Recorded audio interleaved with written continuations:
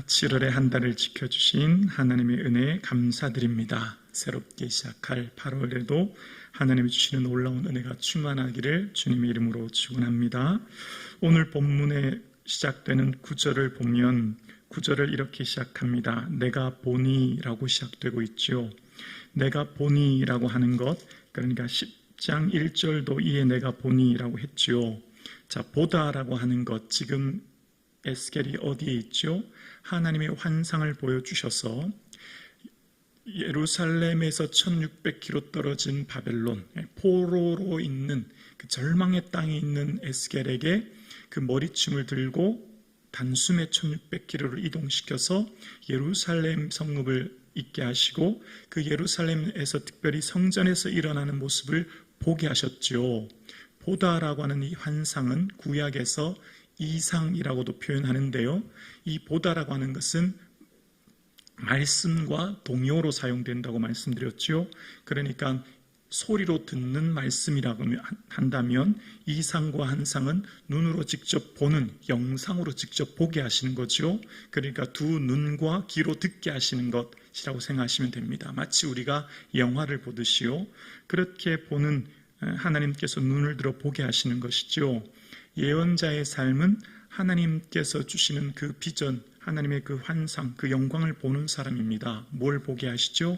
하나님의 마음을, 그 뜻을 보게 하시는 겁니다. 그 초월의 세계, 이 땅에서 볼 수 없는 그 초월의 세계에 있는 그 하나님의 영역을 이 땅에 내재해 있는, 이 땅에 우리의 삶의 사람들에게 보게 하는 거죠. 그러니까 바벨론 그발강가, 유프라테스 하류의 지류에 있는 그발강가에서 그 운하공사의 중노동으로 모두가 절망 가운데 있을 때 하나님께서는 30세 된 에스겔의 눈을 들어 하나님의 이상을 보게 하시는 겁니다. 예언자는 하나님의 말씀을 맡은 자입니다. 예언이라고 하는 것, 미래의 일을 보여주신다는 의미보다는 하나님 말씀을 맡은 자인데요. 근데 그 하나님의 말씀을 맡은 자는 기쁨보다는 슬픔이, 형통보다는 불통이, 우리의 모든 삶에 감사와 기쁨의 삶을 살기보다는 고난과 어려움의 삶이 더 많다는 걸 알게 돼요. 이게 무슨 말이죠? 하나님은 하나님의 그 역사를 이루실 때에 사람을 통해서 일하시죠. 사람을 통해 매개하십니다. 그런데 지난 시간도 말씀드렸죠. 예루살렘의 무너진 데를 막아서는 사람을 찾고 계신다고요. 하나님께서는 에스겔을 통해서 보게 하셨고 그 일을 하게 하시는데, 근데 하나님은 사람의 동의와 협력을 통해 주의 일을 하게 하십니다. 그래서 지금도 하나님은 하나님의 일을 하시고 그 일을 이루시는데 하나님의 그 말씀에 동의하고 협력하는 사람을 통하여 하나님의 위대한 역사가 이루어 가시는 거죠. 영이신 하나님 우리의 눈에 볼 수 없습니다. 그러나 그 하나님의 동의와 협력을 통해 순종하는 사람을 통해 하나님을 증명하는 삶을 살게 되는 거예요. 하나님을 이 땅에 보여주는 삶을 살게 되는 것이죠. 그래서 하나님이 어떤 분인지를 이 땅에서 드러내는 삶을 살게 되는 겁니다. 그래서 하나님, 그 살아계신 하나님은 이때 당시 고대 시대의 이때 당시의 전쟁은요, 신과 신의 전쟁이라고 생각했거든요. 바벨론의 신 마르둑이 이스라엘의 신 여호와 하나님을 이겼다라고 생각했으니 이스라엘 백성들은 절망하는 거예요. 우리 하나님이 이처럼 무능하신가? 우리 하나님이 이처럼 힘이 없으신가? 우리 하나님이 이렇게 나약한 분인가? 라고 하는 그 절망 속에 있는 그들에게 하나님은 그렇지 않으신 하나님의 능력과 영광을 에스겔을 통해서 보여주시는 것입니다. 내가 보니라고 하면서 이제 보여주는 그 환상을 통해서 보면 그룹들 곁에 4바퀴가 있는데 이 그룹 곁에도 한 바퀴가 있고 저 그룹 곁에도 한 바퀴가 있으며 그 바퀴 모양은 항옥 같으며, 그룹이라고 하는 것이요, 하나님의 그 영광을 보호하고 하나님의 영광을 수정두는 자들인 것을 알게 돼요. 예전에 이사야 때 스랍은 하나님을 찬양하는 자들이었거든요. 거룩하다 거룩하다 거룩하다 만군의 여호와여 주님을 찬양했다면, 그룹은 하나님의 영광을 보호하고 하나님의 영광을 모시는 자들인데, 그 그룹과 함께 동시에 이동할 때 그룹과 함께 등장하는 것이 바퀴라고 하는 것이 나옵니다. 그룹과 함께 이동하고 함께 활동하는 것인데요. 근데 이 바퀴와 그룹은 한 몸이 되어서 움직인다는 걸 알게 돼요. 11절에 보면 그룹들이 나아갈 때는 사방으로 몸을 돌리지 아니하고 나아가되 몸을 돌리지 아니하고 그 머리 향한 곳으로 나아가며. 자, 그룹은 하나님의 영광과 함께 이동합니다. 영광을 모시고 영광을 보호하며 영광과 함께 이동하는데, 그 그룹이 이동할 때는 아무 말 하지 않아도 그 바퀴가 함께 따라가는 겁니다. 어떤 언어나 어떤 이야기가 없지만 함께 이동하는 것, 그러니까 몸을 돌리지 않아도 이동한다라고 하면서 이후에 보면 그 바퀴에는 12절 하반절에 보면 바퀴 둘레에 다 눈이 가득하더라라고 이야기합니다. 그래서 이 하나님의 영광을 모시는 그룹과 그 바퀴를 통해서 하나님께서는 온 세상을 보고 계시고 온 세상에 편재하고 계시고 온 세상을 통치하고 계신 분인 것을 이야기하면서 그 바퀴가 그 그룹이 갈 때 바퀴가 회전하며 돈다라고 13절에 이야기합니다. 그 바퀴들은 도는 것이라, 그 이동하면서 하나님의 영광을 모으신다는 것을 이야기합니다. 그리고 이제 오늘 지금 현재 이곳에 있는 에스겔은 지난 1장에 보여줬던 환상을 다시 한번 확인합니다. 지난 1장에 이 그룹의 얼굴에 대해서 사람, 사자, 소, 독수리 얼굴과 같았다는 걸 이야기했던 걸 기억하시죠? 그래서 오늘 본문에도 14절에 또다시 얘기합니다. 그룹, 사람, 사자, 독수리 얼굴로 이야기하고 있죠. 그래서 지난 시간에 봤던 소의 형상을 그룹으로 다시 한번 수정해서 정정해서 한 번 더 이야기합니다.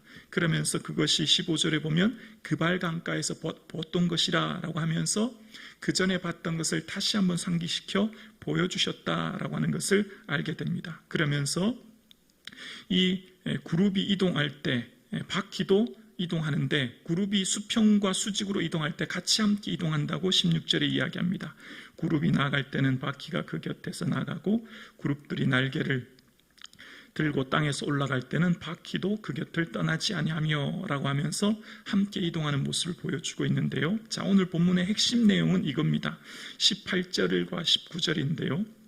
18절에 보면 여호와의 영광이 성전 문지박을 떠나 그룹들 위에 머무르니, 19절이요. 그룹들이 날개를 들고 내 눈앞에서 땅에서 올라가는데 그들이 나아갈 때 바퀴도 그 곁에서 함께 하더라. 그들이 여호와의 전으로 들어가는 동문에 머물고 이스라엘 하나님의 영광이 그 위에 덮였더라라고 이야기합니다. 지금 이 10장의 내용, 8장부터 20장까지 전체 내용을 보면 8장에서는 왜 이스라엘에게 심판이 있어야만 했는가라고 하는 것과 9장에는 그럼 심판이 어떻게 구체적으로 이루어질 것인가 라고 하는 것을 보여주면서 10장에서는 예루살렘 성읍에 이제 숯불을 흩었지 않습니까? 그 숯불을 흩은 것은 그것 심판을 통해 그들을 정화시킨다고 말씀드렸죠. 그들을 새롭게 하는 겁니다. 열탕기 소독이라고 아시죠? 젖병을 뜨거운 물에 끓여서 소독하듯이 말입니다. 새롭게 정화하는 것이죠. 그런데 지금 이런 상황 가운데 여호와의 영광이, 언약궤에 있던 여호와의 영광이 성전 문지방에 있고 이제 지금 오늘 본문에 보면 동문에 있다는 걸 알게 됩니다. 동문은 여호와의 성전의 출입구, 정문을 말하는 것이죠. 그 여호와의 영광이 점점 떠나시는데 차마 떠나지 못하고 그 발걸음을 옮기지 못한 채 계속해서 머물러 있어 계신 하나님의 영광을 보게 돼요. 그러니까 지금 이 10장의 상황 전체 맥락을 보면 이런 거예요. 아직 유다는 최종적으로 바벨론에 의해 멸망하지 않았습니다. 이제 3차 침공이 아직 남았거든요. 그래서 하나님은 그들이 계속해서 돌아오기를 기다리시는 마음, 그들이 그 우상 숭배의 삶을 살고 있는 그들이 돌아오기를 바라시는 그 마음이 있고, 그러면서 하나님이 우상 숭배로 가득한 예루살렘 성전을 점점점 떠나고 계시지만 차마 단숨에 발걸음을 옮기지 못한 채 쭈뼛쭈뼛 하시고 기다리고 계시고 또 참고 계시는 그런 모습이 계속해서 지금 등장하고 있는 겁니다. 그러니까 이전에 10장 3절과 5절에서도 보면 하나님의 영광이 그 그룹 안뜰에서 있었고 그 충만한 안뜰 영광 가운데 있었을 때 그 영광이 이제는 문지방에서 동문으로 옮기시기까지 하나님께서는 계속해서 애타하시는 모습을 보게 돼요. 그러니까 오늘 이 10장을 한마디로 요약하면 쩔쩔매시는 하나님, 이해가 되시나요? 이스라엘 백성들을 보면서 마음을 아파서 쩔쩔매시는 하나님, 얘들이 좀 돌아왔으면 좋겠는데 라고 하는 그 하나님의 애달픔, 그 하나님의 고통, 하나님 그 마음이 지금 이 10장에 묻어나는 겁니다. 그래서 떠나고 싶지 않지만 차마 떠날 수 없는 이들을 버려두고 떠나야만 하는 하나님의 그 애통, 그 하나님의 눈물이 지금 이 10장에 묻어나는 것입니다. 사랑하면 상처를 받게 되죠. 아파하게 되죠. 사랑하는 사람이 더 많이 양보하게 되지 않습니까? 여러분, 이 동시에 살았던 사람이 예레미야인데요. 예레미야가 사역했던 것을 에스겔은 10대 때 보았을 것입니다. 요시야 왕의 개혁, 또 예레미야가 사역했던 때 에스겔은 10대쯤 됐는데 그때 그 사역을 보았습니다. 그런데 예레미야가 사역할 때 예레미야가 이스라엘에게 뭐라고 하죠? 예레미야 5장에 보면 너는 예루살렘 성을 빨리 돌아보아라. 그리고 진리를 행하는 사람 한 사람이라도 찾으면 내가 이 성읍을 살리라, 이런 말씀하세요. 여러분, 예전에 소돔과 고모라는 의 몇 명이었죠? 10명이었습니다. 근데 이제는 10명도 아닙니다. 하나님이 그냥 한 사람만 있어도 내가 사할게, 완전히 낮춘 거예요, 그 기준을. 그럼에도 불구하고 없는 겁니다. 그러니까 하나님이 지금 계속해서 이 에스겔을 통해서 보여주시는 하나님의 마음은 너무나 애달프고 고통스럽고 아픈 하나님의 마음이 느껴지는 거예요. 그런데 그럼에도 불구하고 이 하나님의 영광과 그 마음을 보지 못하는 그발 강가에서 운하공사에 참여하여 중노동 가운데 있는 그 이스라엘 백성들의 대부분의 마음은 뭐죠? 왜 우리가 이런 고통을 당해야 하는가? 하나님 도대체 뭘 하시는가? 하나님 도대체 어디 계신가? 하나님은 이렇게 무능하신가라고 하면서 하나님을 향해 막 원망하고 손가락질하고 있죠. 이런 하나님의 마음을 모른 채, 이런 마음이 지금 이스라엘 백성들 가운데 있을 때 하나님은 에스겔을 통해 눈을 열어 보여주시고 이런 마음을 지금 전하고 계신 겁니다.